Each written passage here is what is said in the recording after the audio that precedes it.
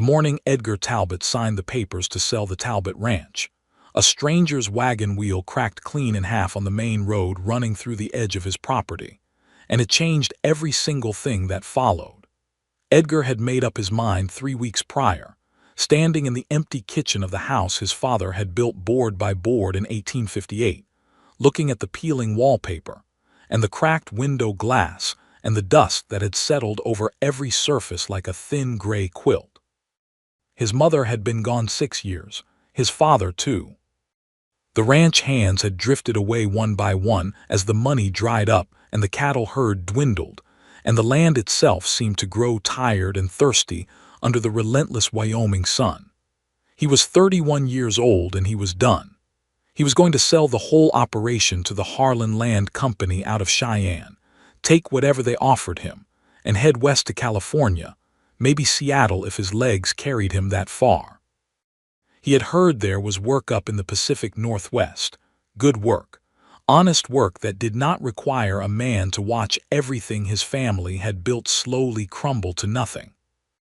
The Harlan Company representative, a thin man named Curtis Feld who wore a suit too fine for Powder River County, had come out 2 days ago and left the papers for Edgar to review and sign. Edgar had sat with them all night, a glass of whiskey at his elbow that he barely touched, reading the same paragraphs over and over until the words blurred. The figure they were offering was low. He knew it was low.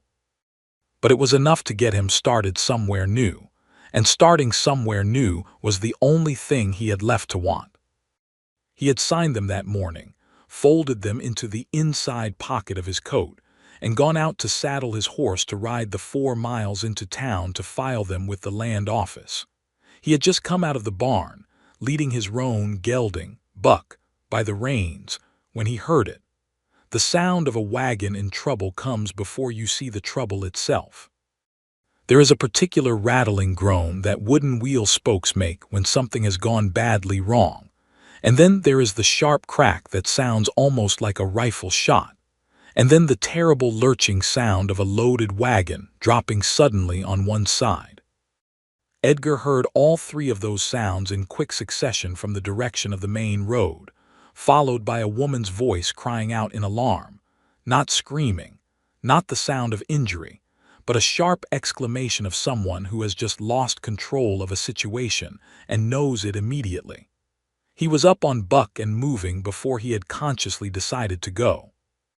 The ranch gate was 200 yards from the road, and he covered it in a little more than a minute, coming through the gate and swinging left to find the scene exactly as he had imagined it. A medium-sized covered wagon had veered off the hard-packed road into the softer gravel of the shoulder, and the rear right wheel had shattered where it met a buried rock. The wagon sat canted at a miserable angle, the canvas cover pulled tight over whatever was loaded inside. A single bay horse stood harnessed to the front of the wagon, ears flat, unhappy about the whole situation but not bolting, which meant whoever was driving knew horses well enough to have trained that one to stay calm. The driver was a woman. She had already climbed down from the seat and was standing at the broken wheel, hands on her hips, surveying the damage with an expression of controlled frustration rather than despair. She was perhaps 27 or 28, dressed practically in a dark blue traveling dress with a canvas duster coat over it that was dusty from the road. Her hair was a deep brown, the color of good river mud after rain, pinned up under a wide-brimmed hat that had seen better days. She was not a soft woman. Edgar could see that immediately. There was something in the line of her jaw and the steadiness of her eyes as she turned to look at him that told him this was a person who had dealt with hard things before and had not been broken by them. "That is a problem," she said, looking at him without flinching, apparently not alarmed by a mounted stranger arriving at speed. "It is," Edgar agreed, pulling Buck to a stop and swinging down. "Edgar Talbot. My property starts at that gate there." "Louise Bishop," she said, extending her hand the way a man would straight out for a firm shake. He took it, a little surprised. "I appreciate you coming so quickly, Mr. Talbot. I don't suppose you know where I might find a wheelwright." "Nearest one is Henry Sparks in Millhaven, 4 miles east." Louise Bishop looked east as if she could see Millhaven from where she stood. "Could you get word to him?" "I could ride in myself," Edgar said, already looking at the wagon and the angle it sat at. "But first we ought to get this wagon level before it tips the rest of the way and ruins what you have loaded inside. What have you got in there, if you don't mind my asking?" "Everything I own," Louise said simply. "Which is not very much, but it is all I have." Something in the plainness of that statement landed in Edgar's chest in a way he did not entirely understand. He looked at her for a moment, then looked at the wagon and nodded. "There is a flat stretch of ground inside my gate, wide enough and level. If we can get your horse moving and I walk beside to balance the load, we can limp the wagon to that spot before it gets any worse. Then I'll ride for Sparks."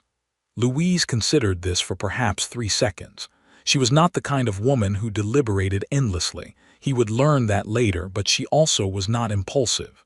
She calculated quickly. "All right," she said, "let's do that." They managed it barely.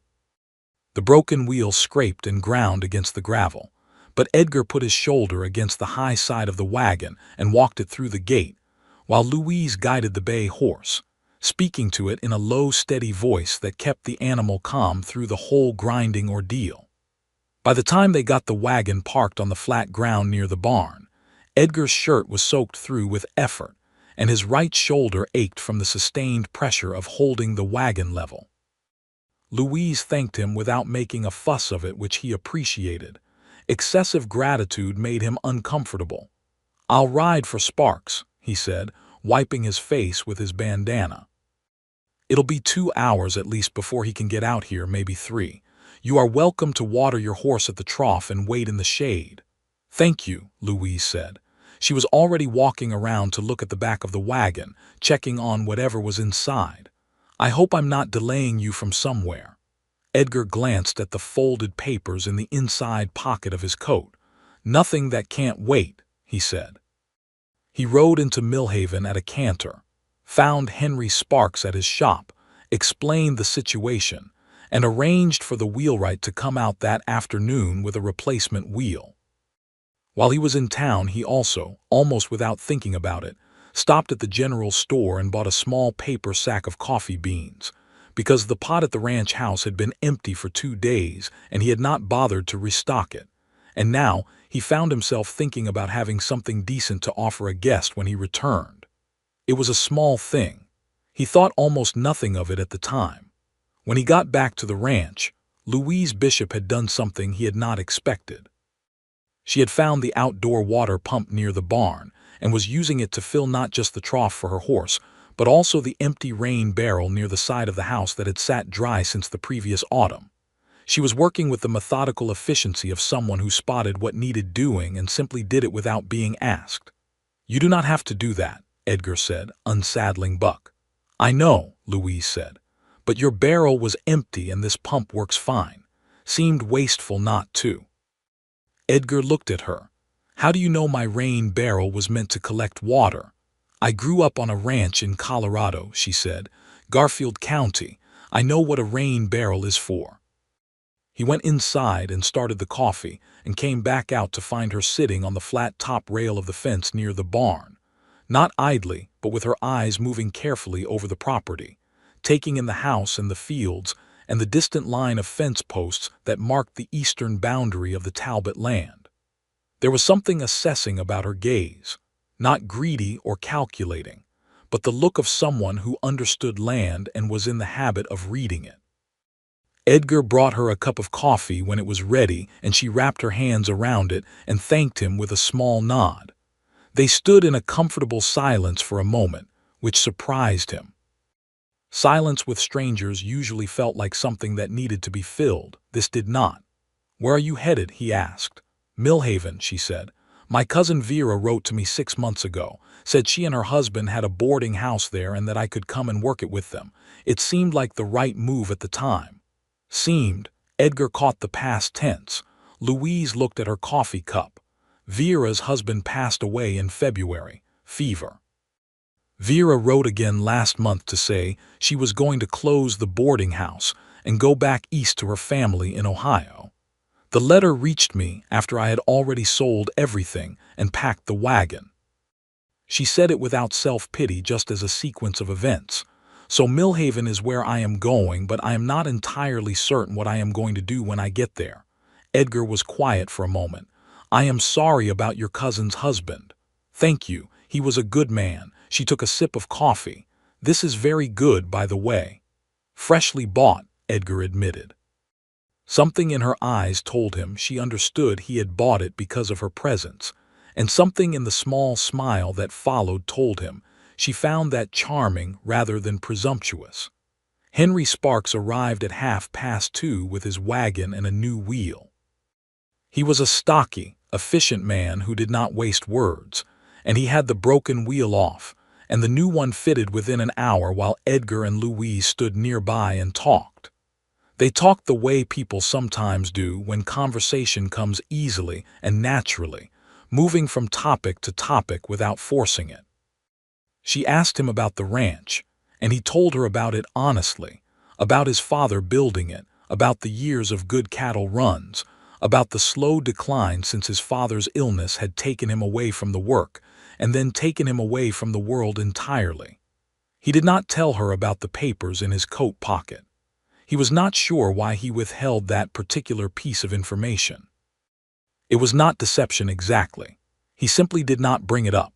When Sparks had finished and named his price, Louise reached into the small purse she kept on a cord at her waist. Edgar watched her count out the coins with careful fingers and felt something tighten in him when he saw how precise and deliberate she was about it. The way a person is deliberate when the money they have is exactly the money they need, and there is not much margin beyond it. "What do I owe you, Mr. Talbot?"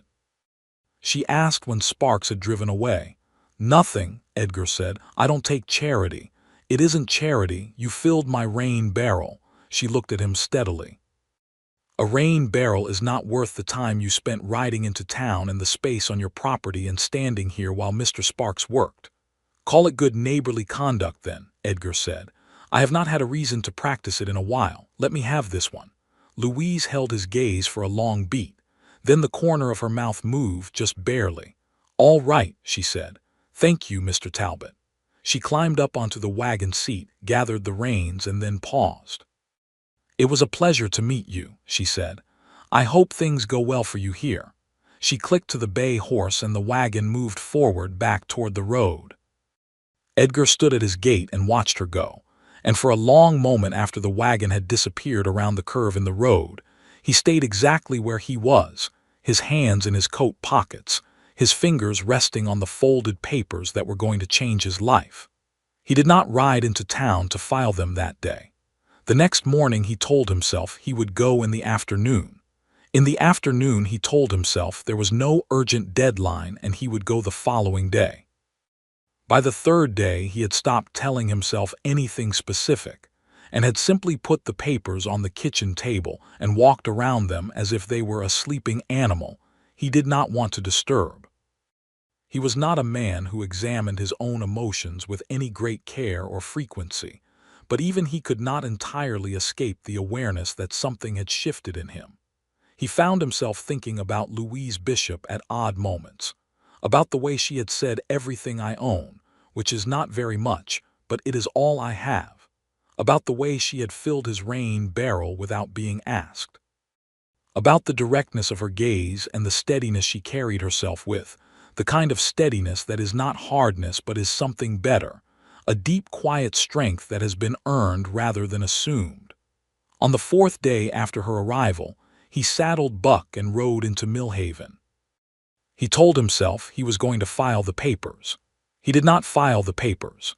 He rode past the land office without stopping and continued on to the main street and dismounted in front of the Millhaven General Store and went inside to pick up some supplies he did not urgently need. And while he was there he asked the storekeeper, an older man named Gibbs, whether a woman named Louise Bishop had come through recently looking for accommodation. Gibbs, who had known Edgar since he was a boy and possessed absolutely no ability to be subtle, raised his eyebrows and said, "Matter of fact, she has. She is staying at Mrs. Harrow's on the south end of town, second floor room." though I gather she is looking for work, so she may not be there long if she does not find something." Edgar thanked him, bought his unnecessary supplies, and spent 10 minutes standing on the board sidewalk outside trying to determine whether riding to the south end of town to call on a woman he had met 4 days ago at the side of a road was a reasonable thing to do or simply embarrassing. He settled on the former and then spent another 5 minutes reminding himself that his situation was not exactly promising. He was a man in the process of selling his failing ranch and leaving the territory entirely. He had nothing to offer anyone. He went anyway. Mrs. Harrow's was a neat white house with a small porch, and Louise Bishop was sitting on that porch when he arrived, a mending basket on her lap and a spool of thread in her hand. She looked up when he dismounted, and the expression on her face went through several things very quickly before settling into something that was carefully composed but not, he thought, displeased. "Mr. Talbot," she said. "Miss Bishop," he said.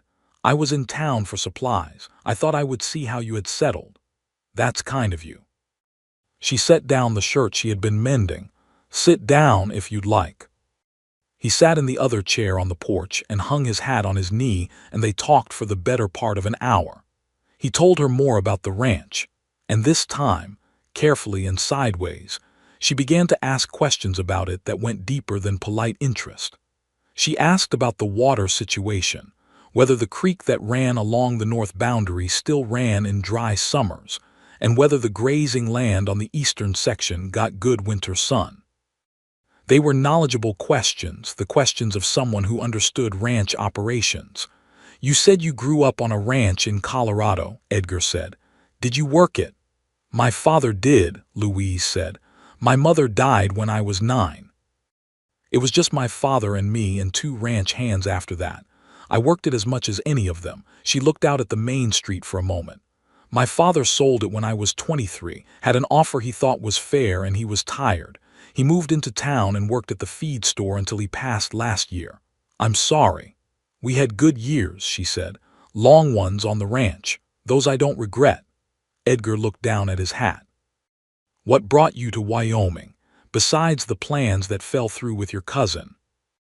Louise was quiet for a moment, and he sensed that the question had touched something real, something she was deciding whether to answer with the full truth or a comfortable partial version of it.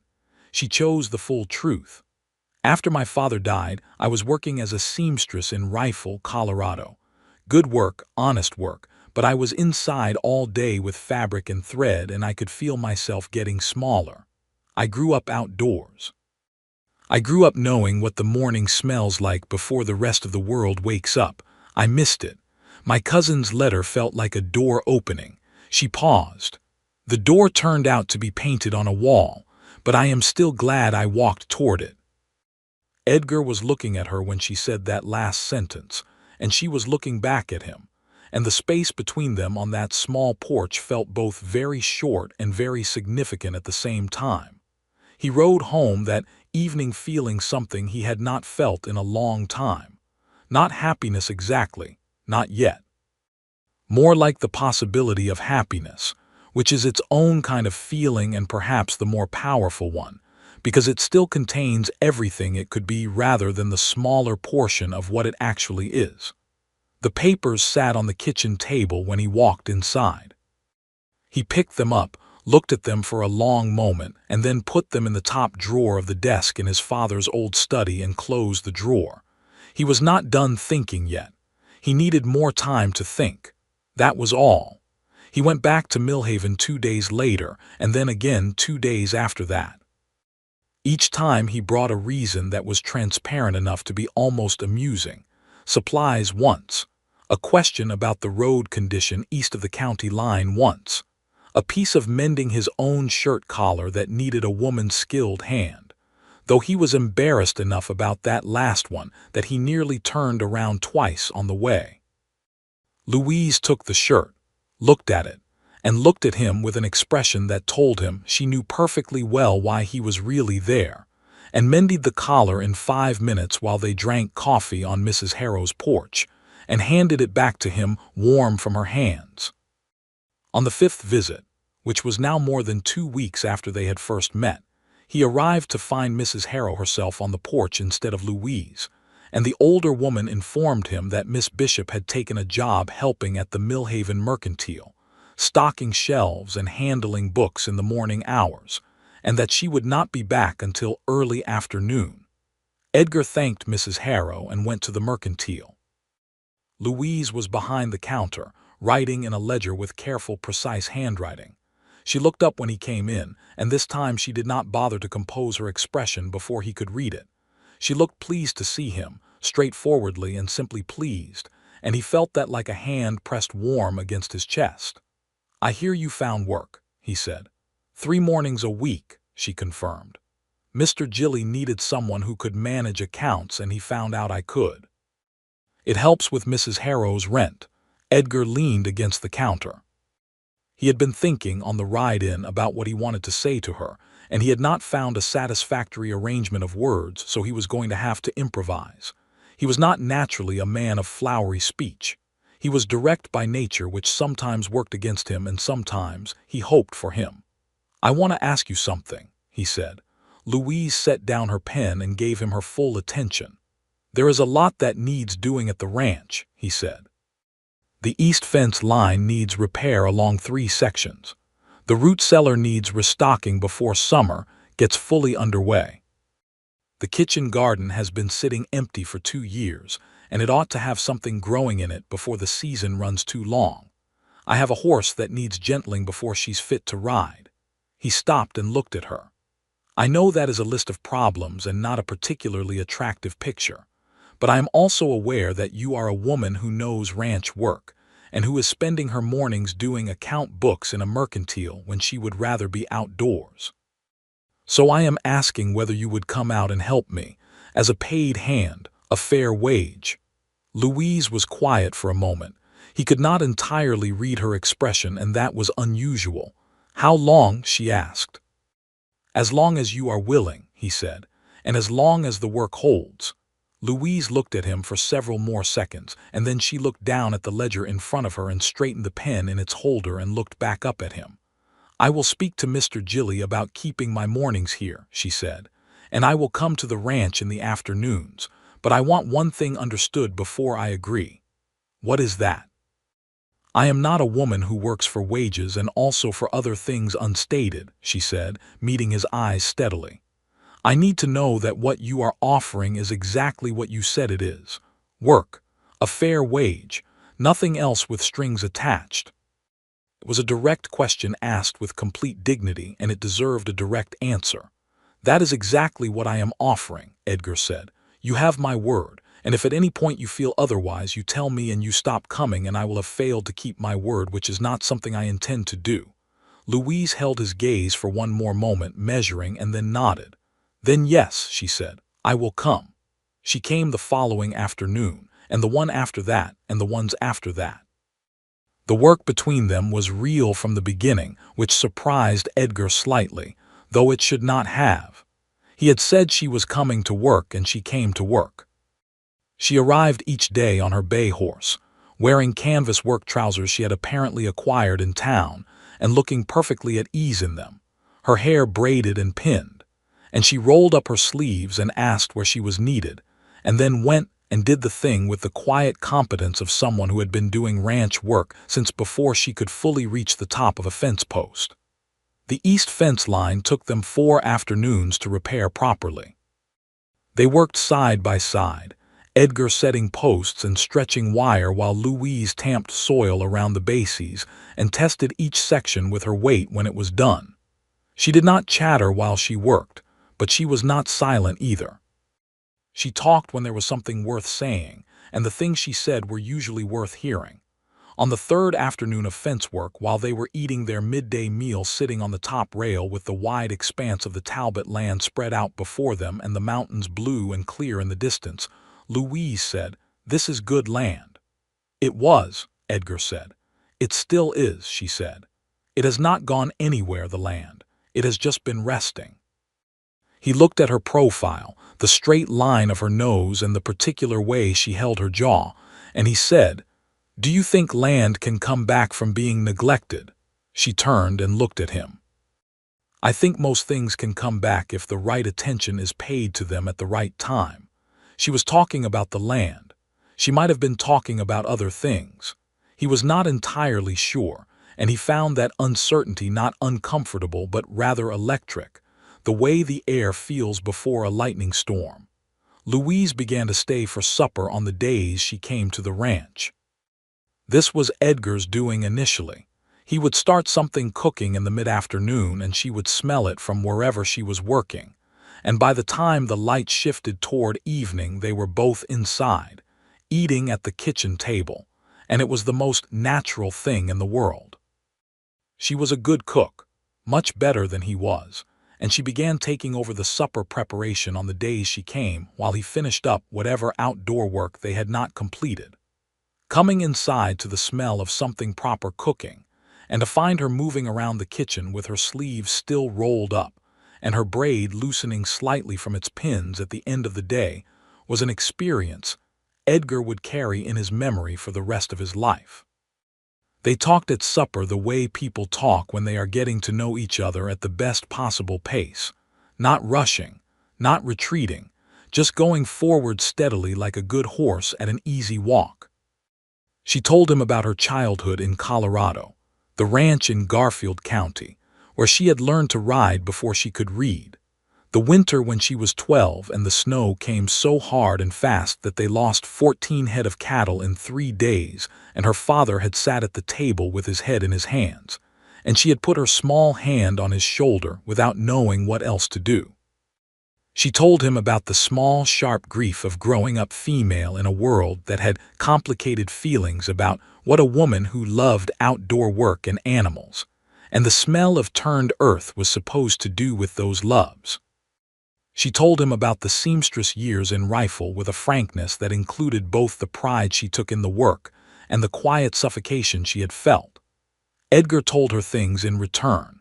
He told her about his father, a large, quiet man of great physical strength and very few words, who had built this ranch from scratch and poured 30 years of himself into it, and who Edgar had never once heard complain about any of it. He told her about his mother, who had loved books and made the best apple pie in Powder River County, and who had cried at every sunset over the mountains for 20 years because she found them that beautiful. He told her about the years after both his parents were gone, and how the silence of the house had become something with weight and texture, something he walked through every day like moving through standing water. He told her that he had signed papers to sell the ranch. He told her that last part on the 8th evening she came to supper, after the dishes were cleared, and they were sitting on the porch in the blue light of a warm Wyoming evening with coffee that had gone a little cold in the cups. And he told her because she had made some comment about what a shame it was the kitchen garden had been left so long, and how she would love to see it properly planted and producing. And the word she used, love, landed on him in a way that made him feel dishonest for not telling her the full truth of his situation. Louise was quiet for a long moment after he told her. Then she said, "The Harlan Company." "Yes. How do you know them?" "I have heard of them," she said carefully. "They buy land at low prices from people in difficult circumstances and then consolidate it into larger holdings, sell it on for considerably more." "I know," Edgar said. "The price was low. Have you filed the papers?" He looked at her. "No," another quiet. The evening insects had started in the grass beyond the porch. An owl somewhere in the cottonwoods along the creek made its soft rolling call. "What stopped you?" Louise asked. She was not asking to accuse him or to push him toward a particular answer. She asked with genuine curiosity, the way she asked most things, directly, and with respect for the complexity of the answer. Edgar looked out at the dark shape of the land, the barn, the fence lines. "I am not certain," he said. And then, because it was her and because the evening was that particular shade of blue that makes honesty easier, "That is not entirely true. I think what stopped me was that I had convinced myself this place was already gone, and then someone arrived who saw it differently than that, who saw it as something that was still here." Louise looked at him. He could feel her looking at him even though he was looking at the land. "Edgar," she said, It was the first time she had used his given name, and it sounded right in a way that made his heart take an irregular beat. "I know how that sounds," he said quickly. "I am not putting something on you that does not belong there. I am not saying you should stay or that anything is owed between us. I am only being honest about why the papers are still in a drawer instead of filed." "I know you are not putting anything on me," she said. "You are too careful a man for that." She paused. "I think what I want to say is that I am glad you didn't file them." They sat with that for a long time, and the owl called again, and the night settled fully around them, and neither of them moved to go inside or to say anything more, and it was one of the finest evenings of Edgar Talbot's life. Things between them deepened after that with the inevitability of something that has been slowly gathering force. It was not a sudden rush. It was a tide, which is more powerful than a rush in the end because it is constant and patient, and it covers everything with time. They planted the kitchen garden together in the last days of May, on their hands and knees in the turned earth in the early morning before the heat of the day came on, planting beans and squash and 2 rows of carrots, and a long bed of tomato seedlings that Edgar had driven into Millhaven to buy from the woman who grew them in her greenhouse each year. Louise planted with the same quiet thoroughness she brought to everything. She hummed while she worked, not a full tune, just a recurring phrase of something he could not identify, and the sound of it in the morning quiet of the garden became one of those small things a person stores up without meaning to. He reached for the same tomato seedling she reached for, and their hands met in the dirt, and neither of them pulled back immediately. They stayed like that for a moment, their hands overlapping in the dark soil, and he looked at her and she looked at him, and she had a smear of earth on her left cheekbone, and the morning light was laying itself across her face in a way that made him forget whatever sensible thing he had been thinking. "Louise," he said. "Yes," she said. Not yes, what do you want? Just yes, like an answer to a question he had not yet managed to ask. He kissed her there in the kitchen garden, kneeling in the dirt with his hands still dark with soil, and her hat knocked slightly sideways by the angle of it, and it was awkward and imperfect and completely right. She kissed him back without hesitation and without performance, the way she did everything, honestly and fully and without reservation. When they pulled apart, she looked at him with an expression he had not seen on her before, softer than her usual steadiness, not unguarded exactly, but open in a different way, a way that told him something had been decided. "I need to say something to you," she said. "Say it," he told her. "I came to Wyoming without a plan," she said. "I came towards something that had already changed before I arrived, and I was not sure what I was going to do. I told myself I would figure it out. I am a practical woman, and I have figured things out before." She stopped and looked down at their joined hands for a moment, then back at him. "I am telling you this because I do not want you to think I am here because I have nowhere else to go. I have options. I could go to Ohio with Vera. I could go back to Colorado. I could stay in Millhaven and work for Mr. Gilly and build something small for myself." "I know you have options," Edgar said. "You are the most capable woman I have ever met." She looked at him. "I am telling you that I am here in this garden because I want to be, not because I have to be." He squeezed her hand. "I know that too," he said. "It matters more than you know that you say it." Louise took a breath and something in her settled visibly, like a person putting down a weight they had been carrying without realizing it. "All right," she said. "Good." And then she reached up and straightened her hat and looked at the remaining tomato seedlings and said, "We had better finish this row before the morning gets away from us." He laughed. It was a real laugh, the kind that comes from deep in the chest, and it surprised him because it had been a long time since he had laughed like that. Louise looked at him with that soft, open expression again, and then she laughed too, and the two of them planted the rest of the tomato row with light hearts and dirty hands, and the Wyoming morning coming on warm and clear all around them. The signed papers came out of the drawer that evening. Edgar put them in the fireplace and lit a match. He watched the Harlan Company contract curl and blacken and turn to ash, and he did not feel the loss he had expected. He felt instead a kind of clearing. the way the air feels after a hard rain, cleaner and cooler and more itself. He sent a letter to Curtis Feld the following morning informing him that he was withdrawing from the sale. Feld's reply came 2 weeks later and was, predictably, unhappy. There were veiled suggestions about legal consequences that had no actual legal basis, which was the kind of Bluster Harlan Company representatives were apparently trained in. Edgar filed the letter in the same drawer the contract had come from and did not respond to it. He had a ranch to rebuild. What followed was the most intensely alive summer Edgar Talbot had experienced since he was a young man helping his father in the years of the ranch's best productivity. He hired 2 hands, brothers named Dell and Court Munoz, who were experienced, hardworking, and had no patience for laziness in themselves or anyone else. Louise met them on their first day and shook their hands and talked to them like equals, and Edgar watched the brothers exchange a glance that told him they had taken her measure and found it good. They rebuilt the east fence line completely, not just the 3 broken sections. They cleared the drainage channels along the south field that had been clogging for 3 years and letting good water run sideways instead of toward the root systems where it was needed. They repaired the barn roof with lumber Edgar bought in Millhaven, carrying it out on the wagon in 3 loads with Dell and Court and Louise all working alongside him. They dewormed and rebounded the remaining cattle herd, which was small but not beyond recovery, and Edgar began making inquiries about buying additional stock from a rancher he trusted in the next county. Louise continued her 3 mornings a week at the mercantile and spent the rest of her time at the ranch.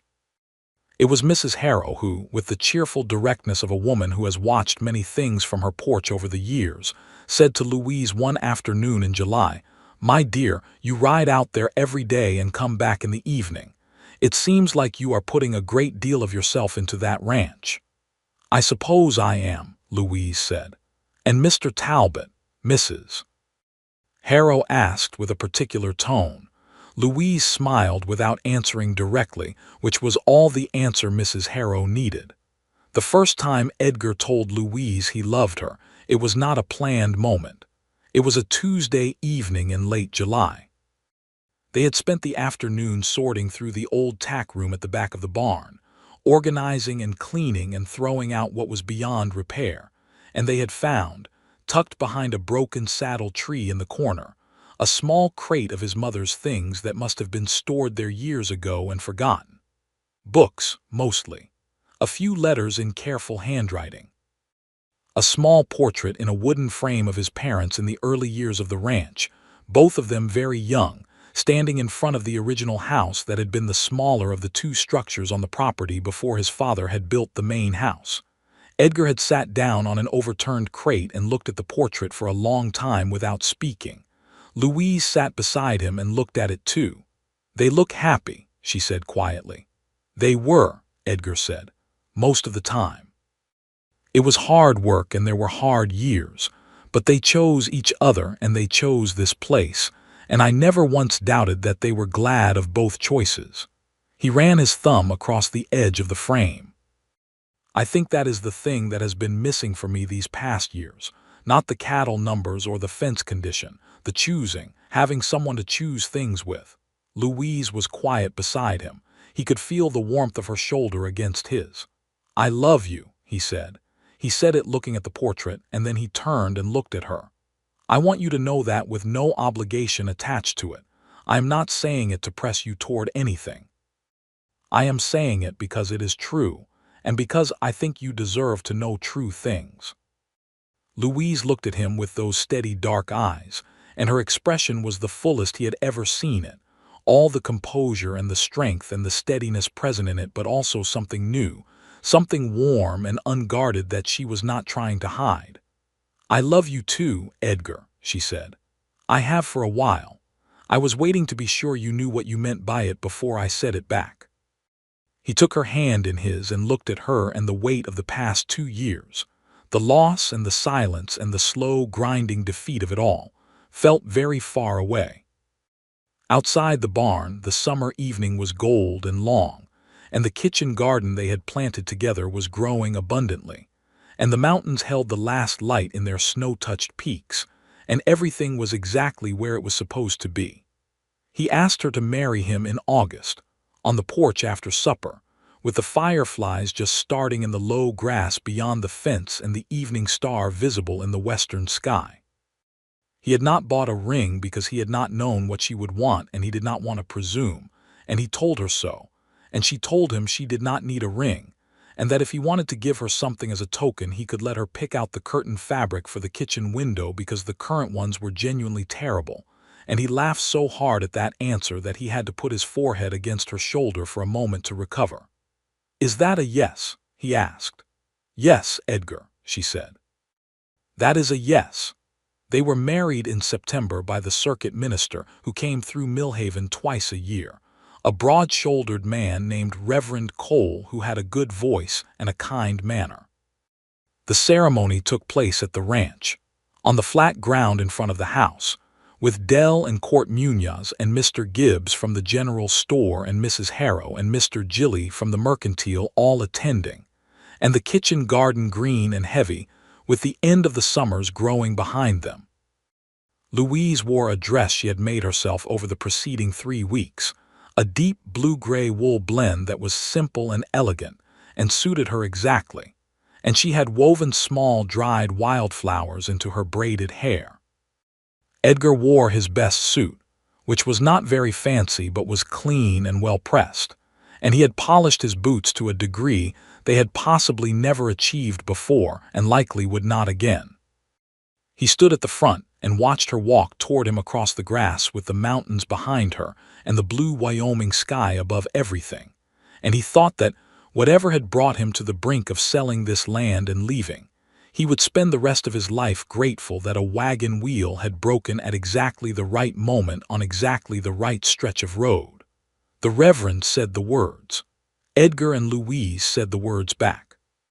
And when it was done and Reverend Cole said they were married, Louise looked at Edgar with an expression that contained everything she was, the strength and the directness and the humor and the deep quiet warmth of her, all of it turned toward him without reservation, and he felt that look reach right down to the foundation of him and hold. The celebration afterward was not elaborate, but it was warm and genuine. Mrs. Harrow had brought 2 pies.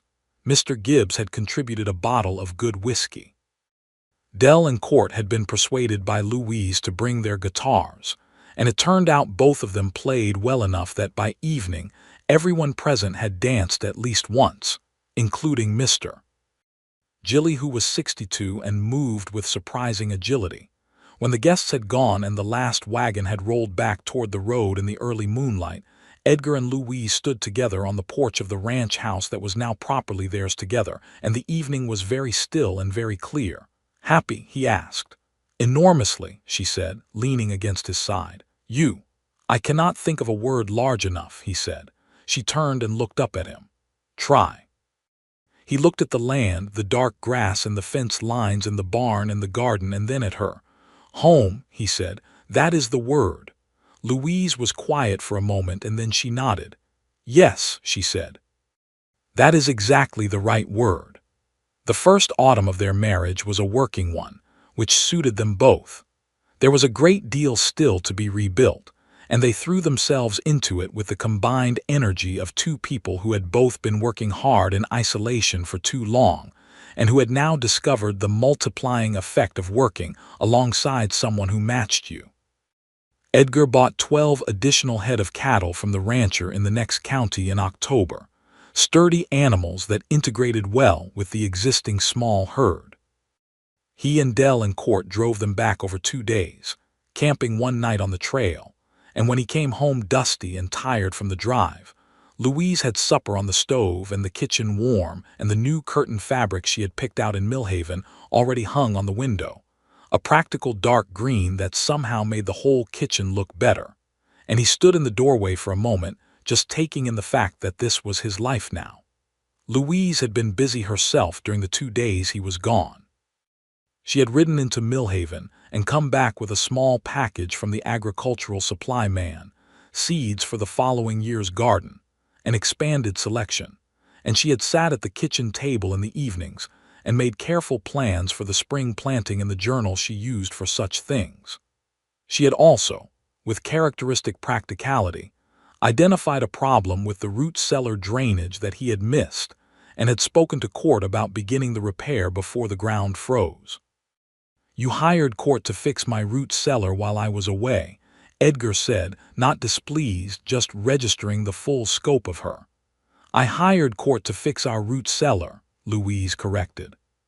"He has the right tool for it, which we do not. It makes more sense." He shook his head and kissed her, and she laughed against his mouth. Winter came hard that year, as Wyoming winters tend to do, blowing down from the north with the kind of sustained cold that makes the world go very quiet and very white and very serious. The ranch prepared. They had put up enough feed for the cattle and the horses. The wood was stacked to the eaves of the woodpile shelter. The root cellar was stocked and properly drained. The house was warm. Being snowbound with Louise, Edgar discovered, was an entirely different experience from being snowbound alone, which he had endured for the past 2 winters with a misery he had not fully acknowledged even to himself at the time. She read in the evenings, from the small collection of books she had brought with her, and from the ones they had found in the crate in the tack room, his mother's books, which she handled with a reverence that moved him deeply. She taught him a card game she had learned from a Ute woman who had traded regularly at the feed store in Rifle, and they played it most evenings after supper, sitting across the kitchen table from each other in the lamplight, and he lost most of the time because she was a more strategic thinker than he was, and she found his losing endearing rather than problematic, which said a great deal about who she was. They talked through those long evenings about everything and nothing. About what they wanted the ranch to be in 5 years and 10 years. About whether they ought to plant an orchard along the south-facing slope where the soil was deep and the sun was good. About the cattle market and what they were hearing from the ranchers in the region. About books and about the past and about the future. It was in January, during one of those evenings, that Louise told him she thought she was pregnant. She said it plainly, in the way she said most things, looking at him across the table with the card game between them and her hands folded around her coffee cup. She said it with that careful steadiness she always carried, but with something else underneath it that he recognized as the particular vulnerability of someone sharing something large. Edgar set down his cards. He looked at her. His first feeling was too big to name and too sudden to organize, a rush of something that was half exhilaration and half the deepest tenderness he had ever felt. He stood up from the table and came around to her side and crouched down beside her chair so that he was at her level, and he took her hands in his. "Louise," he said. "I know it is winter," she said. "It is not the most convenient timing." "There is no inconvenient timing for this," he said. "Not for us. Not here." She looked at him, and the careful steadiness began to give way to something softer and fuller, and her eyes were bright. "Are you happy?" she asked. "I am so happy," he said. "I am so happy I do not know where to put it." She laughed, and the sound of it in the warm kitchen with the winter howling outside was the most beautiful sound he had ever heard. She wrote to Vera in Ohio with the news, and Vera's reply came 6 weeks later, full of joy and detailed questions, and the information that Vera herself had met a man in Cincinnati named Howard who worked at a law office, and whom she liked very much, which was its own good news. Louise read the letter twice at the kitchen table, and then folded it and held it for a moment with her eyes closed. And Edgar knew, without asking, that she was thinking about her father and wishing he were here to know. He put his hand on her shoulder, and she put her hand over his, and they stayed like that for a moment. Spring came like mercy after the long winter, sudden and green, and full of sound after months of white silence. The creek along the north boundary ran high and clear with snowmelt.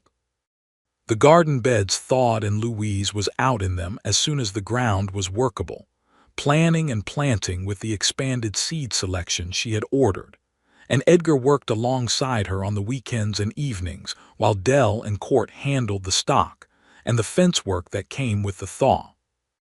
Louise was in her 5th month of pregnancy by the time the spring planting was done, and she worked steadily through it, adjusting as she needed to but not stopping, which was entirely in character, and which Edgar accepted without argument because he had known from the beginning that she was not a woman who needed to be managed or protected from her own capable self. He did, however, make sure she had good help. He arranged with Mrs. Harrow, who had a gift for practical care, to come out to the ranch 2 days a week as the summer progressed. Mrs. Harrow was delighted to come and brought with her a wealth of practical knowledge about pregnancy and childbirth that made Edgar, who knew a great deal about calving and very little about the human equivalent, feel somewhat more prepared. The summer was good. The cattle herd was building toward something sustainable. The garden was producing abundantly. The orchard they had agreed on, 12 young apple trees and 6 pear trees ordered from a nursery in Cheyenne, arrived in June and were planted with ceremony and careful attention along the south-facing slope, small and green and promising. In the evenings, sitting on the porch, Edgar sometimes caught himself thinking about the morning he had signed those papers, the complete certainty he had felt that there was nothing left here worth staying for. He tried to understand how he had come to that place, how a person could look at land like this and a life like this and see only emptiness. He thought it was a kind of grief that had settled over everything, his father's death, his mother's before that, the slow failure of the ranch, all of it compounding until the weight of it had changed the way he saw things, made the colors dim. Louise had changed the way he saw things. Not by performing anything or by being anything other than exactly who she was. Simply by being here, by seeing the land as still alive and still worth caring for, by filling the rain barrel without being asked, by planting the garden and mending the fence and sitting on the porch in the blue evenings, and saying yes to him in the kitchen garden with her hands in the dirt. He told her some of this one evening in August, sitting on the porch with the warm dark around them and the mountains black against the stars. She listened without interrupting, which was one of her great gifts. When he finished, she said, "I think sometimes we need someone to see what we have stopped being able to see for ourselves, not because we are weak, just because grief and exhaustion do something to the eyes. They change the angle of things." "You saw it," he said. "I saw it," she agreed. "But it was here the whole time. You kept it here even when you were ready to walk away from it. You didn't actually go." He thought about that. She was right in a way he had not fully considered. He had signed the papers and not filed them. He had made the plan and not completed it. Some part of him had hesitated. "Maybe I was waiting," he said. Louise looked at him in the dark. "Maybe you were," she said. He reached over and took her hand, and they sat like that until the night grew cool enough to go inside.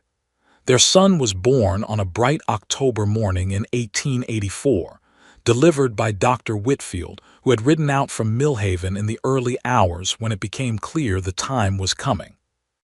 Edgar stood outside the bedroom door for what felt like half of his natural life, useful to no one, listening to sounds that terrified him in their intensity, and then, after what Dr. Whitfield later told him was actually a fairly uncomplicated labor for a first birth, hearing a different sound entirely.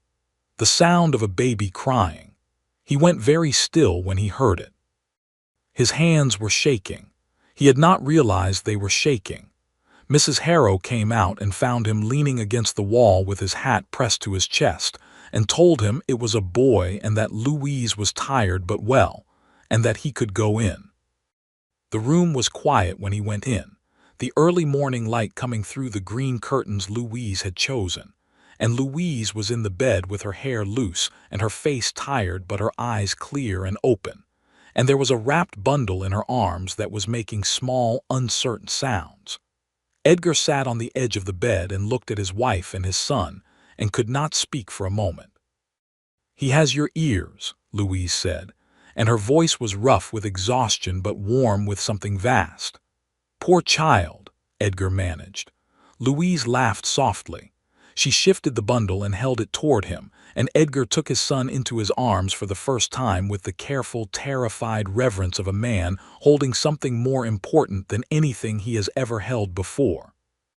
The baby had wrinkled hands and a furrowed forehead and eyes that were not yet quite focused, and Edgar looked at him and felt something he had no word for, a love that was entirely different from any other love he knew, instantaneous and absolute and already permanent. "What shall we call him?" Louise asked. They had discussed names, several, without fully settling.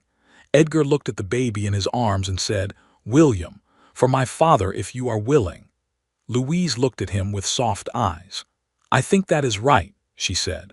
William James Talbot, named for Edgar's father and with Louise's father's name in the middle, became the loudest and most present thing on the Talbot ranch in short order. He was a strong baby who made his wants known with impressive volume, and who, in the first months, seemed to regard sleep as a largely optional activity. Edgar and Louise navigated the exhaustion of new parenthood with the same practical partnership they had brought to everything else, trading off night wakings, working out systems, being patient with each other's rougher edges when sleep deprivation made those edges sharper. Mrs. Harrow came out more frequently in the early weeks and was invaluable in ways that Edgar would be grateful for long after. Louise recovered from the birth with the same matter-of-fact resilience she brought to recovering from everything, and by the time William was 2 months old she was back in the kitchen garden in the mornings.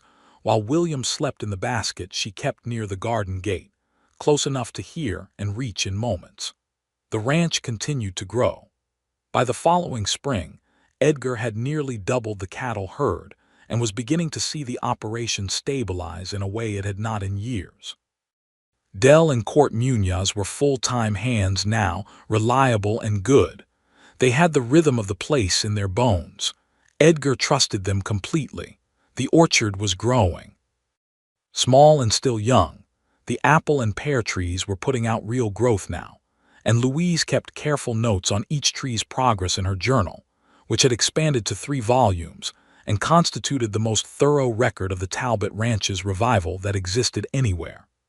William learned to walk in the spring of 1885 and applied himself to the activity with a determination that reminded Edgar of Louise and a particular brand of fearlessness that he supposed came from both of them.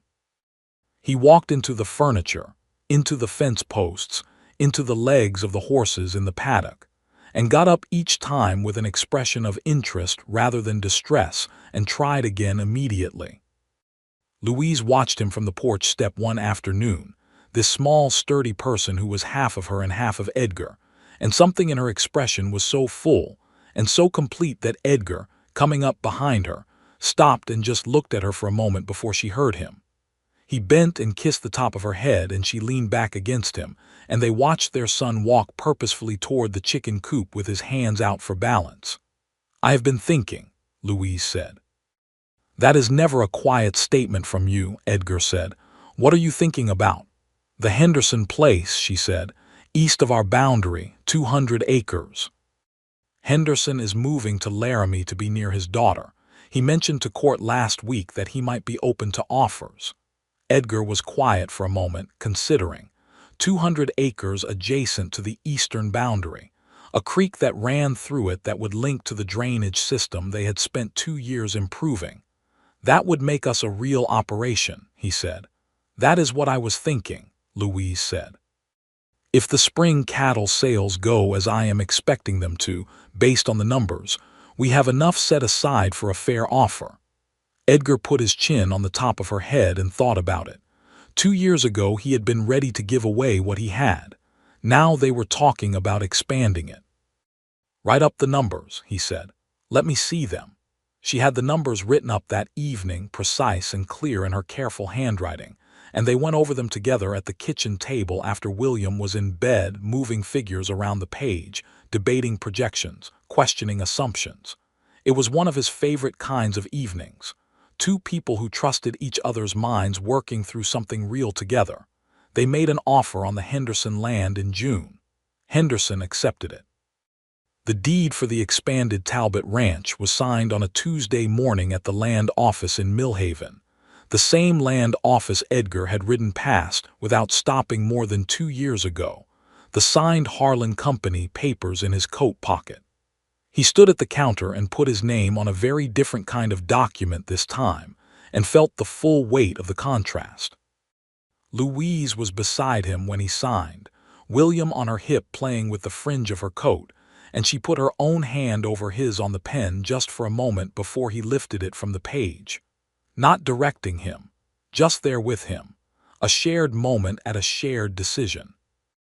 Walking out of the land office into the bright Millhaven morning, Edgar stopped on the board sidewalk and turned to look at his wife and his son, and the wide main street with the mountains rising blue beyond the rooftops. "I almost sold this," he said. Not to Louise specifically, just to the morning, to himself. The weight of it was something he revisited sometimes, not with regret exactly, but with a kind of sustained gratitude that needed occasional acknowledging. Louise looked at him. "But you didn't," she said. "A wheel broke at the right time," he said. She shook her head, a slight smile on her face. "A wheel broke," she said, "and then you came." They walked back to where Buck was hitched, and the bay horse, Louise's horse, was hitched beside him.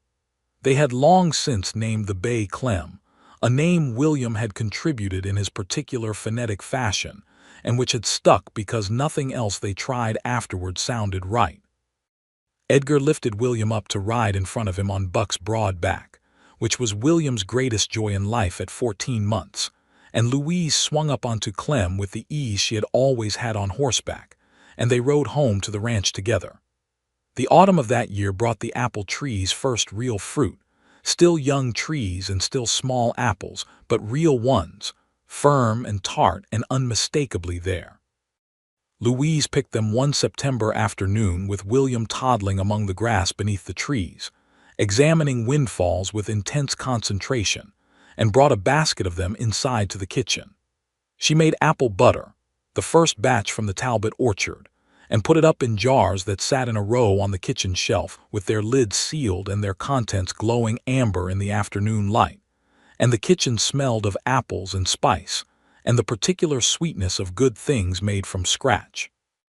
Edgar came in from the fields and stopped in the kitchen doorway and looked at the jars on the shelf and at Louise at the stove and William sitting on the braided rug playing with the wooden horse that Court had carved him, and he could not have said precisely what it was he felt except that it was enormous and warm and absolutely real. "My mother made apple butter," he said. Louise turned. "I know," she said gently. "You told me once. I thought it was time to have it in this kitchen again." He stood in the doorway for a long moment. Then he came inside and found a spoon and tasted the butter from the pot, and it was good, genuinely good, and Louise was watching him with her steady dark eyes. "It's very good," he said. "I know," she said, without conceit but with complete honesty, and he laughed. William reached for the spoon and was given a small taste and responded with the kind of all-body enthusiasm only very small children can produce, and both his parents laughed at him, and the kitchen was warm and full of light. 3 years after that September, in the autumn of 1888, their second child arrived. A girl this time, born at the start of October with dark hair exactly the color of Louise's, and a temperament from the very beginning that was more like Edgar's quiet steadiness than William's energetic approach to everything. They named her Clara Jane, and she arrived into a ranch that was full and running and well, and into a family that had room for her in every sense of the word. William, now 4, regarded his sister with a complex mixture of fascination and mild suspicion that resolved itself within a week into protective devotion when he discovered that she gripped his offered finger with a surprising firmness. "She holds on," he told his father with considerable respect. "She is a Talbot woman," Edgar said. "She will hold on." The ranch in 1888 was a different thing from what it had been in 1883, when Edgar had stood in the dusty kitchen with papers in his coat pocket and nothing on the horizon but the decision to leave. The herd was strong and well managed. The Henderson land was fully integrated into the operation, and the expanded boundary made the water management on the eastern fields dramatically better. The orchard was in its 5th year and producing real harvests. The root cellar was always well stocked. The barn had a new south addition that Dell and Court had helped build the previous summer. The kitchen garden ran all 3 growing seasons, with succession planting that Louise had organized and managed with the same careful thoroughness she brought to the account books. Del Munoz had married a woman named Amara from Millhaven 2 years ago and had a son of his own now. Court was still unmarried, but had a patient way with William and Clara that made him essential at Christmas and on the children's birthdays. Mrs. Harrow had passed away the previous winter, peacefully in her sleep at the age of 74, and Edgar and Louise had both gone to her small service in Millhaven and felt the loss of her keenly, because she had been part of the early story of them in a way that mattered. Vera, Louise's cousin, had married her Howard in Cincinnati and written with the news of a baby daughter of their own, a correspondence that Louise maintained with faithful regularity, and which was a source of genuine warmth and connection across the long distance. One November evening of that year, with Clara 3 weeks old and sleeping in the wooden cradle Edgar had built over the course of 6 September evenings with particular care, and William long since in bed, Edgar and Louise sat together by the fire in the main room. The fire was good and hot and the room was warm, and outside the first serious cold of the season was settling over the land. Louise had Clara's tiny socks in her hands, checking the seams. Edgar had a land survey map spread on his knee that he was studying in connection with a question about the boundary fence on the north side of the Henderson property, but he was not really looking at it. He was looking at his wife. She sensed it after a moment the way she always did, with a small awareness that was not vanity but simply attentiveness, and she looked up from the socks. "What?" she said with the particular directness that she had never lost through any of it. "Nothing," he said. And then, because that was not entirely true and because he had never been in the habit of incomplete truths with her, he said, "I was thinking about the road." She tilted her head slightly. "The day your wheel broke," he said. "I was riding past the gate with the Harlan papers in my pocket, ready to file them and be done with all of this. And then your wheel broke, and I heard you, and I went." Louise set down the socks. She looked at him steadily, and I was thinking that if that wheel had held," he said, "if you had made it past that stretch of road without trouble, if I had been 5 minutes earlier coming out of the barn," he stopped. "I would have ridden into town, I would have filed those papers, I would have left Wyoming within the month." Louise was quiet. The fire crackled. Clara made a small sound in the cradle and settled again. "But you didn't file them," Louise said, "even after. You had days to go back and file them and you didn't." "No," he said, "I didn't." "Then maybe the wheel breaking was just a wheel breaking," she said, "and the rest of it was you." Edgar looked at her. The firelight was warm on her face and her eyes were steady and full, and the cradle was between them and the map was forgotten on his knee and the land outside was their land. He thought about that, about what she had said, that the choosing in the end had been his. She was probably right. She usually was. But he also knew that he needed the wheel to break, needed that particular voice in that particular moment on that particular road to understand what he still had the ability to choose. He folded up the map and set it aside. "Louise," he said. "Edgar," she said. "Thank you," he said, "for stopping on this road." She looked at him with everything she was, all the strength and the steadiness and the deep, steady love of her, and she said, "Thank you for coming to the fence when you heard the wheel break. Most people would have looked out the window and decided it was not their concern." "It was my road," he said. "It was," she agreed. "And you came." He moved from his chair to the settee beside her, and she leaned against him, and they sat together watching the fire, while their daughter slept between them in the cradle, and their son slept in the room down the hall, and the ranch lay quiet and good outside in the winter dark. There was a simplicity to the life they had built that was, Edgar knew, its own kind of wealth, not a simple life in the sense of an easy one. The ranch was hard work, honest and relentless and seasonal, and Wyoming was not a forgiving landscape for people who were not paying attention, but simple in the sense of being made from things that were real: land and work and animals and seasons. Coffee in the morning and supper in the evening, and a fire in winter and a garden in summer, and the sound of children and the weight of a good woman's hand in his. He had not known, on the morning he signed those papers, that this was what he was giving away. That was the cruelty of grief. It made absence seem like the only reality and presence seem like something that had already ended. But it had not ended. It had been waiting for his hands to come back to it and for her hands to join his. Spring came again, as it always did in Wyoming, in the slow and then sudden way of northern springs, where the world is white and brown and then almost without transition is green.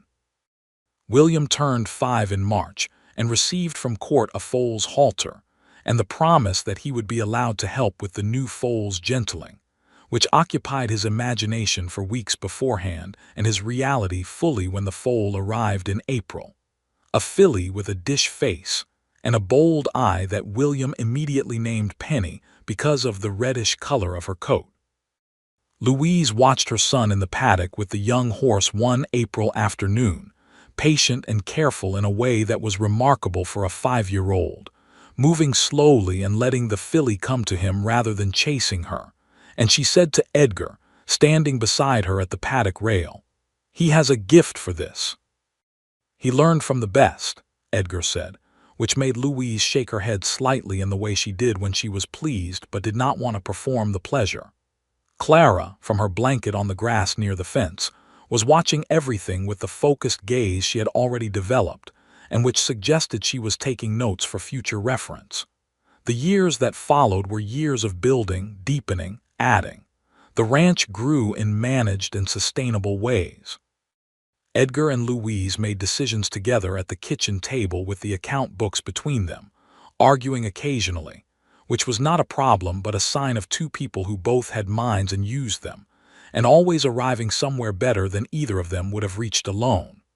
Their third child came in 1891, another boy, named Thomas, after no one specific, just because the name felt right to both of them, and the right name for a person is its own sufficient reason. Thomas arrived with the force of personality already established, louder than William had been and more immediately opinionated, and Clara regarded him from the beginning with a combination of amusement and resignation that would characterize their sibling relationship for decades. William, 7, was now a serious and capable presence on the ranch, allowed to help with real tasks under supervision, and he took this responsibility with a gravity that made both his parents privately proud and occasionally amused. He was a child who wanted to do things correctly, to understand the reason for each step, and he asked questions with a persistence that Edgar recognized as something that had come from his mother. The Talbot Ranch, by the early 1890s, was one of the more respected operations in Powder River County. Not the largest by any means, but well managed and known for good stock and fair dealing. Edgar's reputation in the region had grown over the years in the way that honest work builds reputation, slowly and solidly. Louise's contribution to that reputation was not invisible to those who knew the ranch. The ranchers and merchants and neighbors who had watched over the years as she kept accounts and managed the garden, and helped with the stock and made decisions alongside her husband, with the authority of someone who had earned her place in every square foot of the operation. There were those, it should be said, who found this arrangement unusual, or who expressed the opinion that a woman of Louise's capability was perhaps doing things that went beyond what was conventional for a ranch wife in Wyoming in the 1880s and 1890s. These opinions were expressed with varying degrees of tact and were received by Louise with the same composed directness she had always brought to things that required composure and directness. She was not a woman who spent energy being angry about the limits other people imagined for her. She simply continued doing what she was doing and let the work speak for the space she occupied.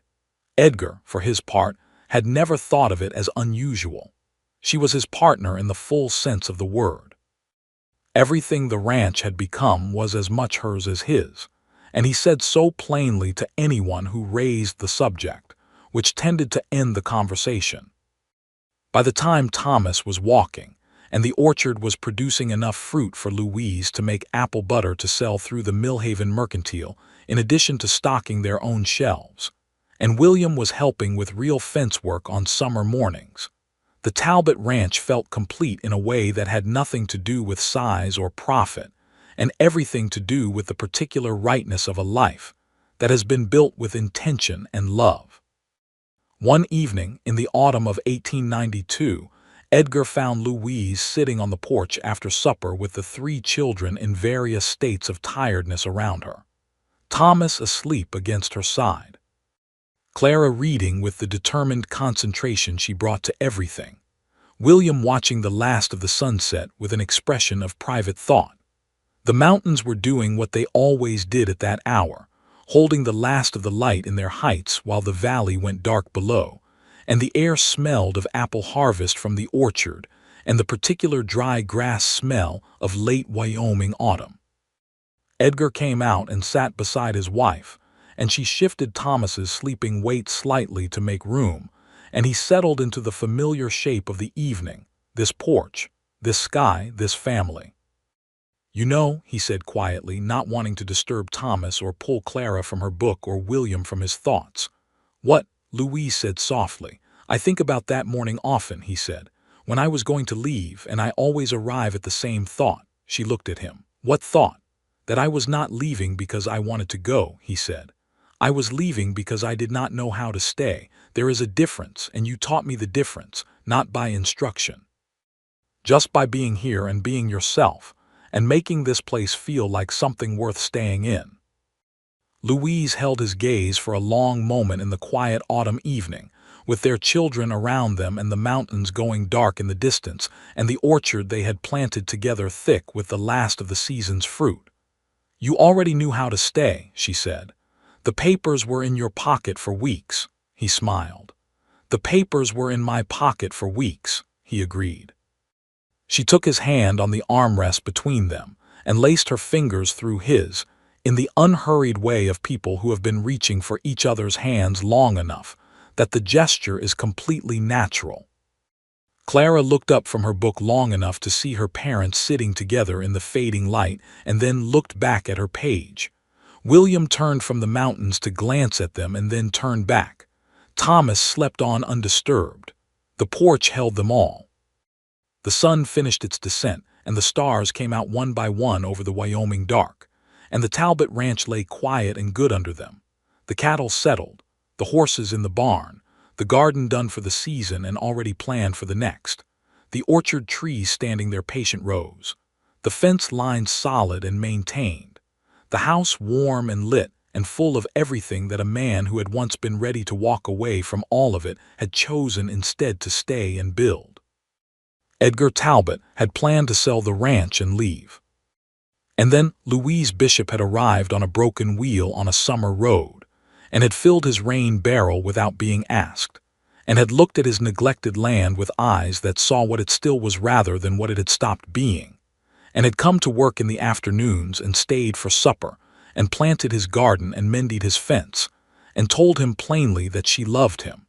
And he had burned the papers in the fireplace, and never once in all the years that followed thought about the ashes. The wind came off the mountains that night the way it had every night for as long as Edgar could remember, crossing the wide grass and lifting slightly at the ranch house porch, carrying with it the smell of the high country, cold and clean and wild, and he breathed it in the way he always did, with his wife's hand in his and his children around him and his land spread wide and dark in every direction, and felt the full and absolute weight of a life that had come true. Not the life he had planned. Better than that. The life he had not known enough to plan for, that had arrived on a broken wheel and a summer morning, and changed every single thing, exactly as it was supposed to.